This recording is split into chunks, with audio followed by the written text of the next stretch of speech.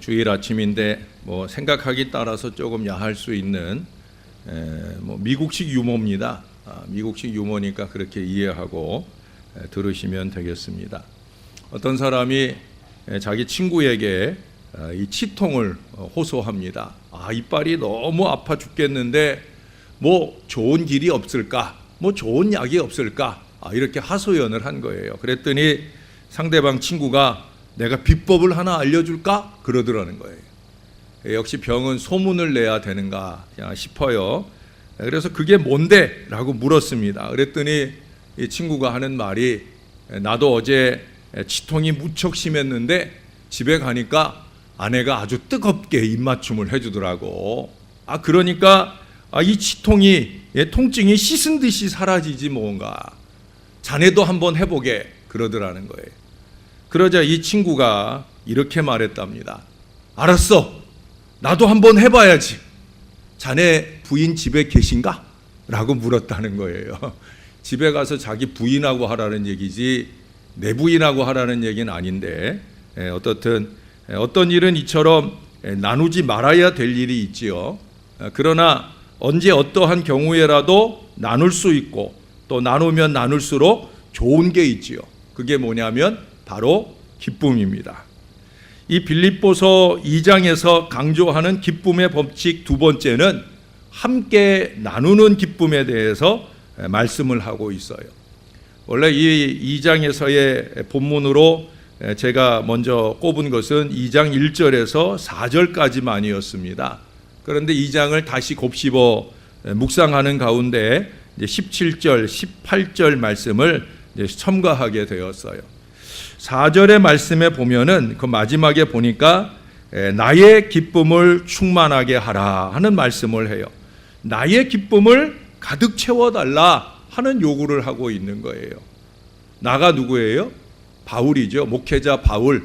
목회자의 기쁨을 충만하게 하라. 목회자를 기쁘게 해달라. 이게 착한 성도님들에게야 좋은 의미로 들리겠으나 그렇지 않으신 분들은 오해하실 가능성이 있는 말씀이죠. 바울이 이기적이라 이 요청을 했을 거는 아닐 거예요. 이 목회자의 마음을 기쁘게 하는 것은 목회자의 기쁨으로만 끝나는 것이 아니기 때문에 아마 이 말을 했을 거예요. 그걸 증명하고자 오늘 17절, 18절 말씀을 함께 나누게 하시는 겁니다. 너희 믿음의 재물과 섬김 위에 내가 나를 전제로 드릴지라도 나는 기뻐하고 너희 무리와 함께 기뻐하리니 이와 같이 너희도 기뻐하고 나와 함께 기뻐하라 라는 말씀을 합니다. 바울의 기쁨은 빌립보 교회의 기쁨이라는 얘기예요. 부족한 저의 기쁨은 이 신월 제일교회의 기쁨이 되는 줄을 믿으시기 바랍니다. 안 믿어지시나 보네. 부족한 종의 기쁨이 이 교회의 기쁨이 되는 줄을 믿으시기를 바랍니다. 저의 영이 기쁘고 행복해야 여러분들이 먹는 꼴이 여러분들의 영혼의 양분이 되는 거예요. 이게 목사가 뒤에도 얘기하겠지만 목사 혼자 이기적 기쁨을 누리고자 이 말씀을 바울이 하고 목사인 김명준 목사가 하는 건 아니란 말이죠. 저는 부목사로 있을 때 그런 체험을 한 적이 있어요. 제가 부목사로 있던 교회는 교회가 우리 교회보다 한 서너 배 큰 규모의 교회였고 그때만 해도 이 직장 다니는 분들이 많지를 않았어요. 여자분들이. 그래서 수요일 날 낮에 권차례 겸 권차례라고 하면 우리로 하면 이제 리더 헬퍼들이 모이는 권차례 겸 수요 예배를 드렸어요. 낮에 수요 예배도 드리고 또 밤에는 또 직장 다니는 분들 수요 예배를 또 드리고 수요일 날 낮에 밤에 두 번 드렸는데 낮에 오는 분들이 더 많아요. 왜냐하면 이제 권차례 때문에. 그래서 10시에 모여서 1시간 권차례하고 그리고 11시부터 1시간 예배를 하는 거예요. 근데 그날 수요일 날 낮 10시에 권차례가 모였는데 한 100여 명 정도 권찰 모이는 그때 구역이죠. 구역에 리더 헬퍼들이 모이는데 한 사람도 안 빠지고 예? 그날 제가 출석을 불렀는데 다 네 그러면서 끝까지 부를 때까지 한 사람도 안 빠지고 다 온 거예요. 담임 목사님이 얼마나 흐뭇하게 즐거워하시는지. 왜냐하면 그게 거의 처음 있는 일이고 그리고 마지막 있는 일이기도 했거든요. 그 담임 목사님이 그날 너무 기분이 좋으니까 그날 출석 부르고 난 뒤에 이제 권차례를 시작하는데 그때 목사님이 그러시더라고요. 오늘 내가 점심 살게요. 그러면서 오늘 이 동네 어느 짜장면 집에 가서 신월제일교회에서 왔다 그러고 짜장면 시켜 먹으라고. 그래갖고 그날 12시 예배 끝나고 물밀듯이 가서 그 짜장면 집에서 그날 오셨던 리더 헬퍼들이 맛있는 짜장면 점심으로 점심을 먹었던 기억이 납니다. 담임 목사님이 기쁘니까 그날 왔던 모든 사람들이 함께 기쁜 은혜를 나누게 되었어요. 근데 제가 이제 선명하게 기억하는 게 그때 이제 그 기쁨을 나누고 그날 그 주간에 있었던 일이에요. 그 주간에 제가 무척 피곤한 주말을 보냈습니다. 주말과 주초를 금요일 날부터 청년들 중에 76년생 청년들을 데리고 1박 2일 MT를 갔어요. MT 겸 수련회를 가면 청년들이다 보니까 근데 그 청년들이 남자는 하나밖에 없고 여자들만 6명인가 7명 되는 아이들을 데려갔는데 이 여자아이들이 남자처럼 노는 거예요. 밤새 얼마나 게임을 거칠게 하고 장난을 치고 놀았는지 아주 밤새 교제를 하고 한 2-3시간이나 잤나. 토요일 날 오후에 와가지고 또 그때 토요일 날 청년 집회가 있어서 청년 집회하고 또 주일 준비하고 그러고 이제 밤 늦은 시간에 잠이 들어서 주일날 아침 일어나가지고 또 아침 일부 예배 때부터 하루 종일 사역을 하게 되었죠. 그러고 하루 종일 사역에 지친 몸으로 또 저녁 때 그때 제가 고등부 사역도 했는데 고등부 교사회 교사 원래를 일산에 살고 계시는 부장님 댁에 가서 하게 된 거예요. 그리고 이제 거기서 저녁 식사도 하고 교사회도 다 마치고 그리고 늦은 시간 출발해서 오는데 그만 교회 본고가 또 중간에서 퍼진 거예요. 그래갖고 차가 꼼짝을 않고 있다 보니까 차를 길 한켠에 세워두고 이제 또 혼자서 그 늦은 시간에 버스 갈아타고 뭐 이러고 오니까 집에 오니까 11시가 넘은 겁니다. 얼마나 피곤하고 힘든지 푹 쓰러져 잠들었다가 또 새벽 아침부터 해서 그날 또 마침 월요일 날 장례가 있어가지고 또 장례식을 저 멀리 천안까지 다녀오고 하니까 오후 3시쯤 되어서 집에 도착하게 되었습니다. 그때 집에 도착할 때 지금도 제가 그 집사님 얼굴이 생각이 나요. 우리 그때 제 집이 역시 교회 사택에 있었는데 교회 입구에 들어서면서 사택으로 올라갈 즈음에 그 집사님을 만났어요. 평소에 사랑이 많으신 그런 집사님이신데 저를 아주 측은하게 바라보시면서 말씀하시더라고요. 목사님 많이 피곤해 보이셔요. 좀 푹 쉬셔요 라고 얘기를 해주더라고요. 뭐 그 정도 인사까지야 당연히 할 수 있죠. 그런데 그분이 그 다음 말을 이렇게 덧붙이더라고요. 목사님 힘드시면 저희가 손해예요 라고 얘기를 해주더라고요. 제 어린 마음에 눈물이 핑 돌았어요. 왜냐하면 제가 담임 목사도 아니고 부교육자였는데 근데도 저한테 그런 말씀을 해주시더라고요. 목사님 힘드시면 저희가 손해잖아요 라는 얘기를 하는데 힘이 막 불끈 솟아나는 거예요.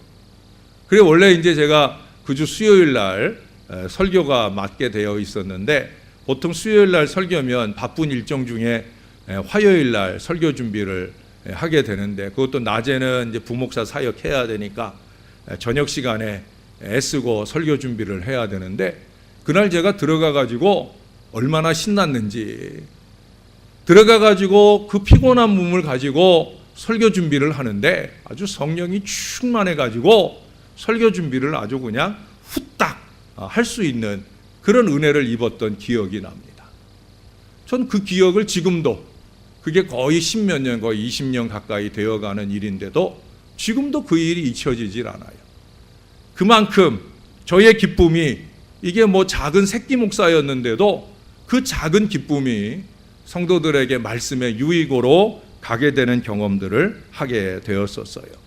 여러분, 아기 엄마들이 아기를 젖먹일 때, 우리 여기도 아기 엄마가 일부 예배 왔는데, 이 아기 엄마들은 아기들을 젖먹일 때 그 젖먹이기 전에 마음이 상하는 일이 있으면 안 돼.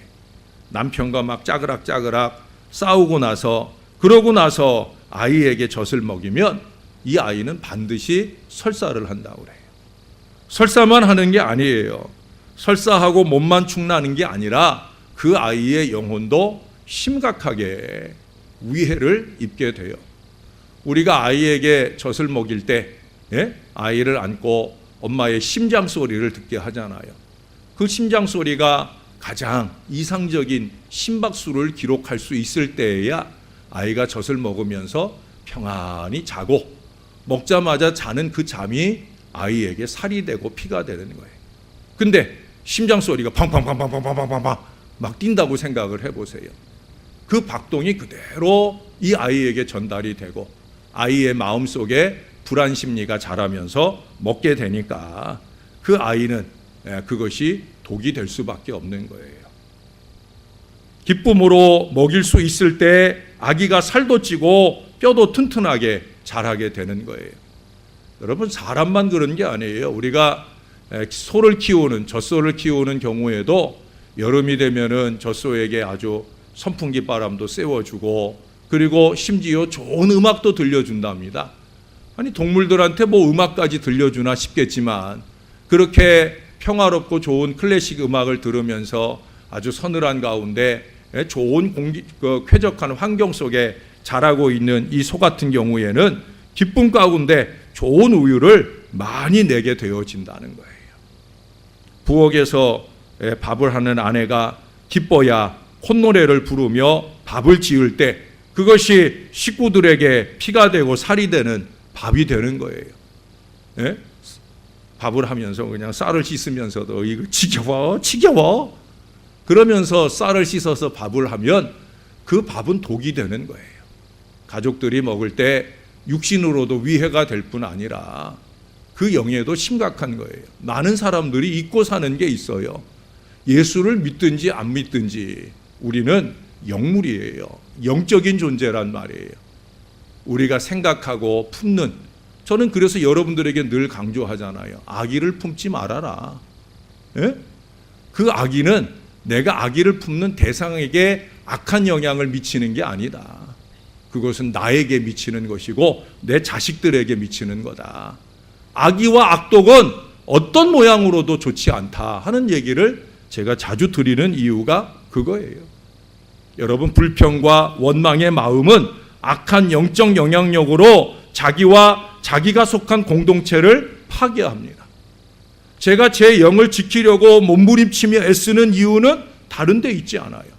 바로 여러분들의 영혼을 책임지고 있기 때문에 저는 저의 영을 돌보느라고 노력을 많이 합니다. 갖가지 모양으로 제 영을 위해하려는 여러 모양들이 있어도 저는 하나님 앞에 저의 영을 순전함으로 지켜내려고 몸부림칩니다. 다름 아니라 때로는 저에게 위해를 끼치는 사람들을 위해서라도 그 영혼을 책임지고 있는 목회적 사명을 위해서 저는 그러려고 몸부림칩니다. 여러분, 어떤 마을의 대부분의 사람들이 주일이면 모두 교회에 옵니다. 그러니까 그 목사님의 교구는 그 교회, 그 마을 전체 사람들이 다 교구예요. 그런데 그 마을에 딱 한 사람만이 늘 술집으로 가서 술을 마시곤 하는 거예요. 주일이 되면, 다른 때는 안 그러다가도 주일이 되면 교회 오는 시간에 술집에 가서 술 먹고 교회를 안 오는 거예요. 그 행실을 괘씸하게 여긴 이 목사님께서 어느 날 그를 불러서 권면을 합니다. 찰스, 난 우리가 천국에서 서로 못 만나게 될까 봐 몹시 걱정이네 라고 얘기를 했어요. 그러자 이 찰스라는 사람이 오히려 걱정스럽다는 표정으로 아주 걸작에 반문을 했더라는 거예요.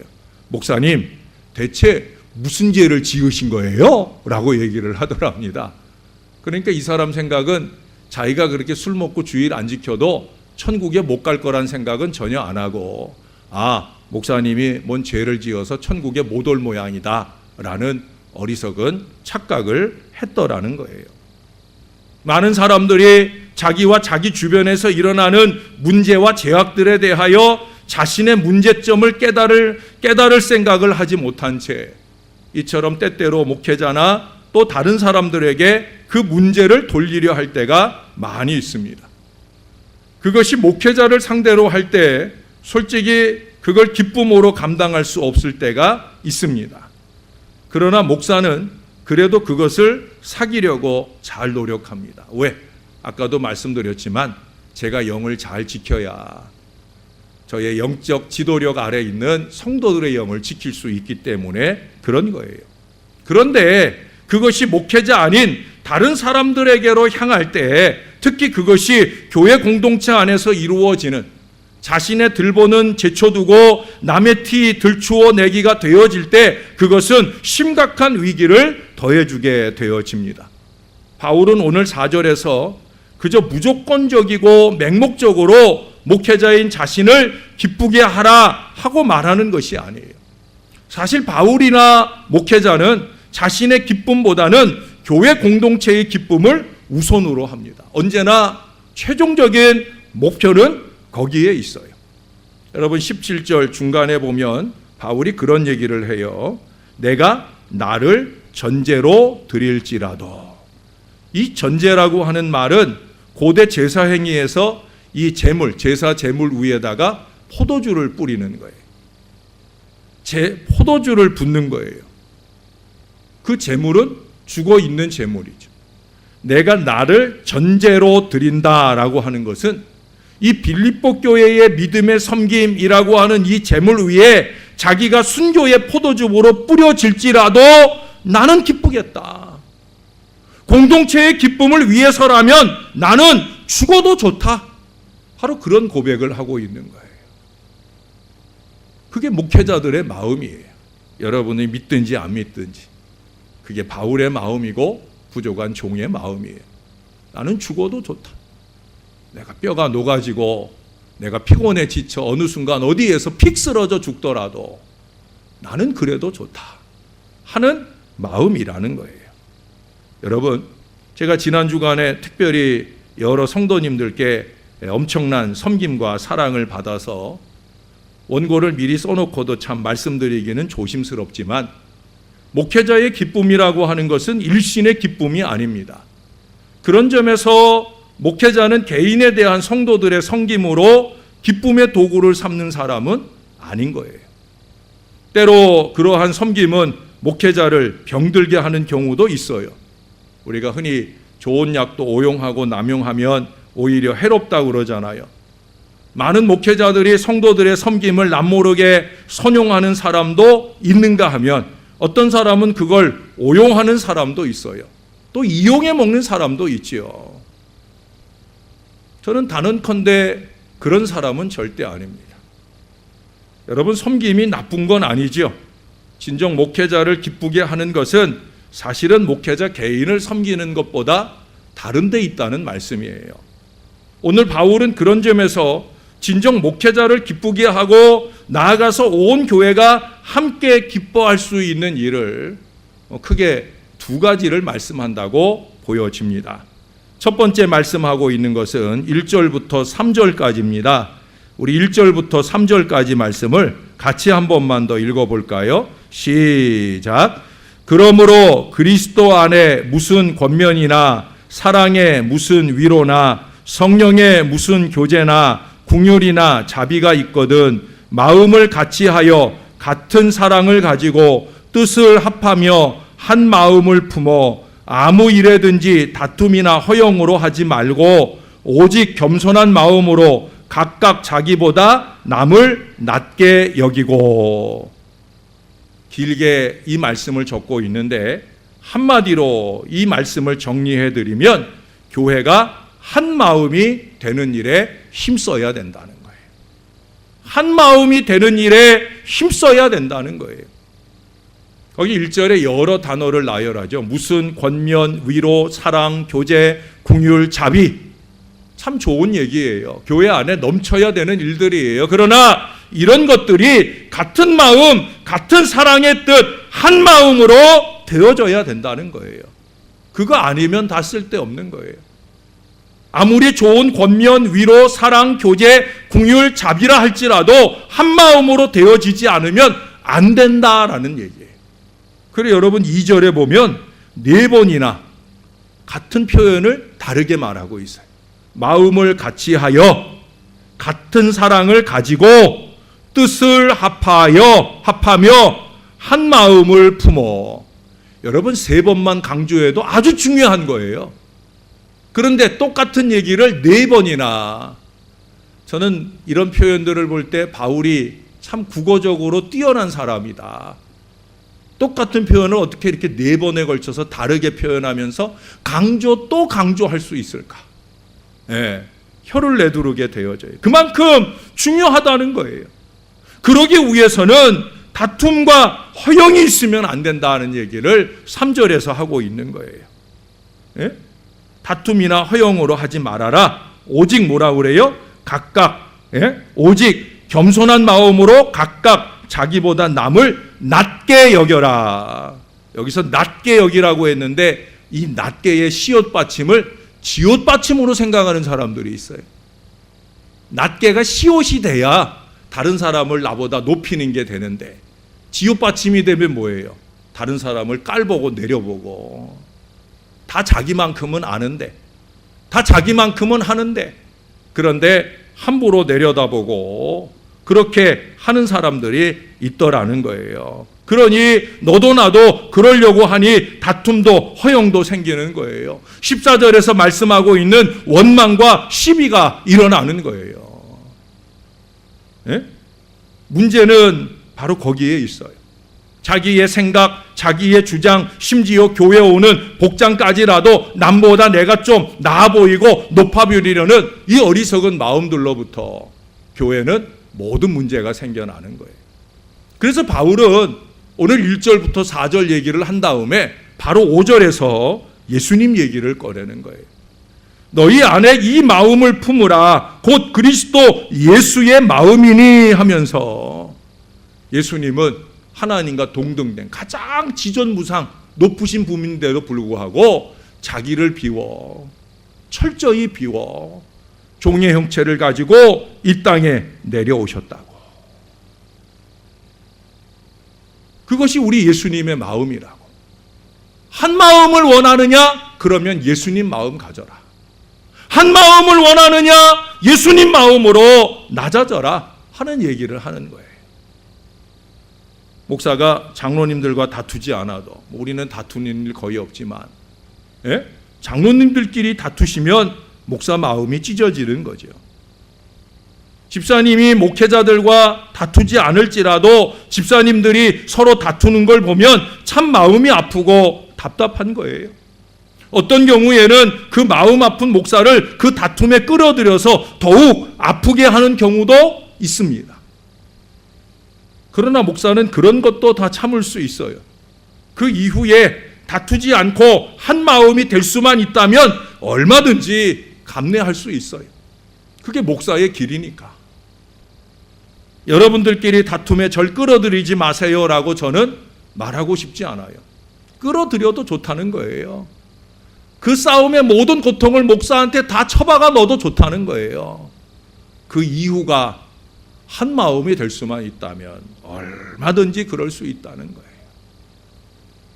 여러분, 지금 기쁨의 법칙을 얘기하다 보니까 이런 얘기를 하는 거지 뭐 오해하지 마셔요.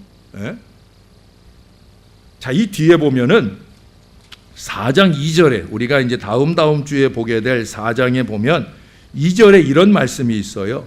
내가 유오디아를 권하고 순두개를 권하노니 주 안에서 같은 마음을 품으라. 빌립보 교회의 두 여제자, 오늘날로 재직인 유오디아와 순두개가 있는데 이 두 여인이 다툼이 있었다는 거예요. 그것이 이 아름다운 빌립보 교회의 흠이 되었다는 거예요. 바울은 이때도 뭐라고 그래요? 같은 마음을 품으라. 같은 마음이 뭐예요? 한 마음이잖아요. 아까 2절에서도 마음을 같이 하여 하는 표현을 썼잖아요. 한 마음이 되어라 하는 당부를 하고 권면을 하지요. 우리 옛말에 가와만사성이 있잖아요. 가정이 화목하면 만사를 다 이룰 수 있다. 그게 가정만 그런 게 아니에요. 교회도 화목할 때 복을 받고 부흥하는 줄을 믿으시는 여러분 되시기를 바랍니다. 서로 싸우는 곳에 하나님께서 무슨 은혜를 주시고 무슨 기적을 주시겠습니까? 우리 교회는 제가 오기 전에, 이제 벌써 오래된 얘기잖아요. 제가 오기 전에 참 많은 싸움 속에서 교회가 부흥은커녕 많은 교인들, 특별히 우리 젊은 다음 세대들을 얼마나 많이 잃었습니까? 그 안에 내 자식들이 있잖아요. 그 안에 남의 자식들이 있잖아요. 우리가 그런 전철을 다시 밟는 어리석음을 범하는 일이 있어서는 절대 안 되는 거예요. 여러분, 초대교회의 부흥 역사는 다 같이 한 마음으로 모여 기도에 힘쓰는 그 신앙 공동체를 이룰 때 3,000명, 5,000명의 부흥 역사가 일어났던 것을 우리가 기억해야 돼요. 성경이 증거해 주는 바잖아요. 여러분, 악의와 악독으로 싸움에 치우치는 사람은 절대 교회를 위하는 사람 아닙니다. 절대 교회를 위하는 사람 아닙니다. 위선적인 은혜의 웃음으로 살지 말아야 합니다. 한 마음으로 진정한 은혜의 웃음과 기쁨이 모든 경우에 우리 모두에게 충만한 교회가 되기를 주님의 이름으로 축원합니다. 여러분, 교회는 싸움만 하지 않아도 크게 부흥할 수 있음을 굳게 믿으시고 힘쓰셔야 됩니다. 여러분, 우리 주변에도 싸움과 다툼으로 무너진 교회들이 얼마나 많은지 몰라요. 수천 명 모이던 교회도 이건 뭐 반쪽만 나는 게 아니에요. 10쪽, 20쪽 나는 거 순식간입니다. 우리가 부흥의 역사를 열어가는 건 몇십 년이 걸려도요, 이거 무너지고 흩어지는 거는요 1년도 안 걸려요. 아주 쉬운 얘기입니다. 목사가 악독한 마음 한 번만 품으면 교회가 박살나는 일 아주 쉽게 일어나는 게 근처 교회들 가운데 얼마든지 많아요. 그래서 저는 저의 영을 지켜야 되고 여러분들은 저와 한 마음으로 교회를 지켜야 되는 거예요. 자, 그 다음 4절에 두 번째 우리에게 강조하는 말씀이 있어요. 4절 보세요. 각각 자기 일을 돌볼 뿐더러 또한 각각 다른 사람들의 일을 돌보아 나의 기쁨을 충만하게 하라. 서로 일을 하라는 거죠. 그 17절에 가면 뭐라고 얘기하냐면 너희 믿음의 재물과 섬김 위에라는 표현을 써요. 믿음의 재물과 섬김, 함께 일하는 공동체가 되어야 된다는 거예요. 누가 일하면 짜증나고 누구만 일하면 시기가 나고 그것은 건강한 교회의 모습이 아니에요. 너나 없이 서로 함께 일하는 교회가 되어야 되는 거예요. 바울은 이 2장에서 제일 많이 쓰는 단어가 기쁨이라는 단어가 아니에요. 제가 지난 주일에 그랬잖아요. 이 빌립보에서 제일 많이 나오는 단어는 기쁨, 기뻐하다, 기뻐하라 이런 말이라고. 근데 이 2장에서는요 기쁨보다 더 많이 나오는 단어가 있어요. 그게 뭐냐면 함께라는 단어예요. 또 단어는 함께가 많이 나오지만 함께라는 의미를 가진 아까 얘기한 같은 마음, 같은 사랑, 같은 뜻 뭐 이런 것들까지 포함을 하면 이 함께라는 말을 얼마나 많이 이 2장에서 강조하는지 몰라요. 아까 읽었던 17절, 18절에서만도 나는 기뻐하고 너희 무리와 함께 기뻐하리니 이와 같이 너희도 기뻐하고 나와 함께 기뻐하라 라고 강조하고 말하고 있잖아요. 특히 여러분 25절 이하에 거기에 에바브라디도라는 사람이 나와요. 이 사람을 소개할 때 많이 나오는 단어가 바로 함께예요. 함께 수고했대요. 함께 군사입니다. 함께 옥고를 치르기도 합니다. 심지어 함께 근심하기도 해요. 그것도 자기 병 때문에 자기가 근심하는 게 아니라 자기 병 때문에 근심할 빌립보 교회를 생각하면서 근심하는 사람이 바로 에바브라디도였다는 거예요. 그게 목회자의 마음이고 그게 우리 성도들의 마음이어야 되어지는 거죠. 함께예요. 우리 지난주일 보았던 1장 27절로 한번 가보십시다. 그 27절, 1장 27절 중간에 보면 너희가 라는 표현, 너희가 한 마음으로 서서 한 뜻으로 복음의 신앙을 위하여 협력하는 것과, 제가 첫 번째 얘기했던 그 한 마음 가지고 뭐 해야 되느냐, 한 뜻 가지고 뭘 해야 되느냐, 복음을 위하여 협력하는 거예요. 협력. 여기 이 협력하다라고 하는 말이 헬라어로 순 아슬레오라는 말이에요. 순 아슬레오라는 말은, 순이라고 하는 말은 함께라는 말이에요. 아슬레오라는 것은 경주하다, 일하다 이런 말이에요. 결국 함께 경주하다, 함께 일하다예요. 함께 경주하는 게 뭐 있어요? 뭐 릴레이도 있을 수 있겠고, 뭐 조정 경기도 있을 수 있겠고, 또 2인 삼각 해보셨죠? 발 서로 묶고 하나 둘 하면서 함께 뛰어가는, 바로 그게 순 아슬레오예요. 바로 그거 하라는 거예요. 교회는 한 마음으로 뭐 하느냐? 협력해야 된다는 거예요. 한 마음으로 한 뜻으로 복음의 신앙을 위하여 협력하기 위해서 우리는 자기 중심적인 사고를 버리고 타인 중심적으로 살 수 있어야 된다는 거예요. 그게 4절에서 강조하는 말씀이에요. 더 나아가 14절 보세요. 모든 일을 원망과 시비가 없이 할 수 있는 비결인 거예요. 그렇게 되려면 13절에 너희 안에서 행하시는 이는 하나님이시니 자기의 기쁘신 뜻을 위하여 너희에게 소원을 두고 행하게 하신다. 결국 우리는 어떤 소원을 가지고 행해야 되는 거예요? 하나님의 기쁘신 뜻이 무엇이냐, 여기에 집중해야 되는 거예요. 자꾸 내 기쁨을 추구하려고 하니까, 내 생각을 추구하려고 하니까 자꾸 원망이 생기고 시비가 생기는 거예요. 나 중심에서 생각하지 말고 하나님 중심에서 생각해야 된다니까요. 목사도 온 교회도 한 마음으로 하나님의 기쁘신 뜻이 뭐냐, 이것만 생각하고 놓치지 않으면 교회는 평안하게 한 마음이 되어 하나님의 귀하신 뜻 가운데 협력할 수 있는 줄로 믿습니다. 이 마음으로 서로를 돌아보는 거예요. 아주 어려운 시기에 박봉에 시달리던 사원 하나가 큰 마음을 먹고 그 배불뚝이 사장을 찾아갔어요. 사장님, 어젯밤에 저희 집사람과 길게 의논을 좀 했는데요, 지금 월급으로는 도저히 먹고 살기가 힘들다는 결론이 나서, 그러면서 말끝을 흐렸어요. 그 다음 말은 뭘 하고 싶은 거예요? 월급 좀 올려달라 하는 얘기를 하고 싶은 거지요. 근데 그 말이 차마 나오질 않는 거예요. 그러자 사장이 그 말을 받아서 이렇게 대꾸를 하더랍니다. 그래서 지금 나더러 자네 가정의 이혼 문제를 지금 의논하는 건가? 라고 말을 하더랍니다. 여러분, 이처럼 아랫사람 남 생각을 전혀 안 해주는 이런 사장을 믿고 허리띠 조여가며 일해왔던 이 사원이 얼마나 억울하다는 생각이 들겠습니까? 아무리 어려운 시기라도 아마 당장 그 회사를 뛰쳐나오고 싶은 마음이 간절할 거예요. 윗사람과 아랫사람이 서로를 생각해주고 위해줄 때 그 회사가 희망이 있지 않겠습니까?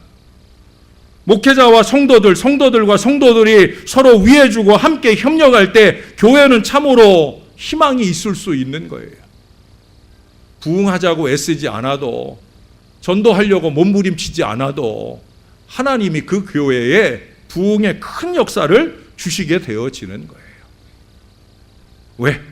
교회는 하나님이 돌보시는 영적 공동체니까. 영이 건강한 사람들이 모여 있으면 하나님이 당연히 영적 부요함으로 그 재단에 채워주시는 거예요. 바울 당시에 로마 군인들의 최대의 우수성은 협동에 의한 민첩한 기동성에 있었습니다. 로마군보다 훨씬 더 위대한 전술을 펼 수 있는 군대는 얼마든지 있었어요. 그럼에도 불구하고 로마 군인이 항상 승전할 수 있었던 이유는 뭐냐? 그것은 협동에 의한 민첩함 때문이에요. 여러분 혹시 영화 같은 데서 보셨나 몰라요. 이 로마 군대가 오와열을 딱 지어서 방패를 앞에 딱 두고 창을 앞에 꺼내놓고 그래놓고 앞으로 전진을 해요. 앞에가 무너지면 그 다음 사람이 또 앞에 서고, 앞에가 무너지면 그 다음 사람이 앞에 서고, 옆에서 적이 물려오면 또 옆에 있는 사람들이 그와 같은 모양으로 또 진을 꾸미고, 그런 것들이 아주 민첩하게 희생적으로 이루어지는 거예요. 그러다 보니까 전진 승리 그것이 그들의 협동의 결과로 이루어지는 것을 보게 되어집니다. 사랑하는 여러분, 우리 교회가 누구는 기쁘고 누구는 슬피 울며 일을 가는 그런 교회가 아니었으면 좋겠어요. 온 교회가 목회자들을 중심으로 함께 수고하고 함께 낮아지고 함께 섬기고 함께 기뻐하는 그런 교회가 될 수 있기를 주님의 이름으로 축원합니다. 그래서 교회가 내 외적인 고난과 어려움의 파도를 함께 극복해 나아가는 은혜와 기쁨과 기적적인 역사가 충만한 교회가 될 수 있기를 바랍니다. 사랑하는 성도 여러분, 이와 같이 여러분도 기뻐하시되 저와 함께 기뻐하시기를 우리의 기쁨의 근원이 되시는 우리 구주 예수님의 이름으로 간절히 축원합니다. 기도하겠습니다. 아버지 감사합니다. 부활의 기쁨과 감격으로 우리 안에 넘치게 하시고자 부족한 종에게 기쁨의 메시지 바울의 이 빌립보 서신을 상고하게 해주시니 감사합니다.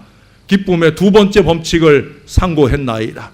우리가 한 마음으로 한 뜻으로 협력의 역사를 열어가는 은혜로운 신앙 공동체가 되게 하여 주옵소서. 저도 이 성도들로 인하여 기뻐하겠사오니 아버지, 성도들도 저와 함께 기뻐하는 은혜 공동체가 되게 하여 주시옵소서. 은혜 충만한 믿음의 공동체로 부흥의 큰 역사를 열어가 이 썩어져 가는 때, 이 죽어져 가는 때 행복한 신앙 공동체의 위대한 역사를 펼쳐 열어가는 우리 신월 제일교회 되도록 축복해 주시옵소서.